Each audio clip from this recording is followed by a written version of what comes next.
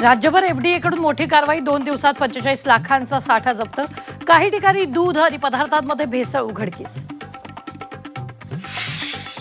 मौलाना जर्जीस अन्सारीवर गुन्हा दाखल भगवान श्रीकृष्णाबाबत केलेल्या विधानाप्रकरणी कारवाई लखनौमधील हजरतगंज पोलीस ठाण्यात गुन्हा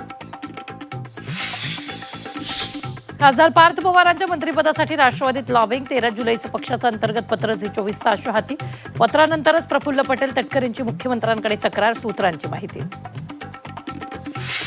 जयंत पाटलांच्या भेटीगाठी नेमक्या कशासाठी भेटीमागे विलिनीकरण एनडीएला समर्थन की वेगळं कारण राजकीय चर्चांना उधाण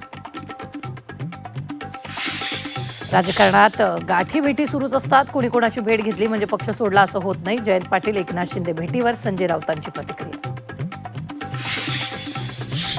अयोध्या राम मंदिर दानचोरी प्रकरणावरून शिवसेना उद्धव बाळासाहेब ठाकरे पक्ष आक्रमक उद्या नागपुरात उद्धव ठाकरेंच्या उपस्थितीत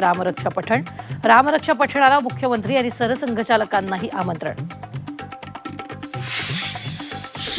मतदार यादीत नाव नसल्यानं नागरिकत्व संपत नाही नागरिकत्वाबाबत सुप्रीम कोर्टाचा महत्त्वाचा निर्वाळा निवडणूक आयोगाचे अधिकार मतदार यादीपुरते असल्याचंही केलं स्पष्ट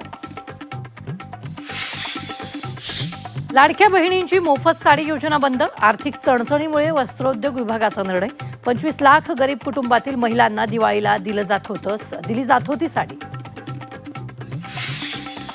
इराणमधील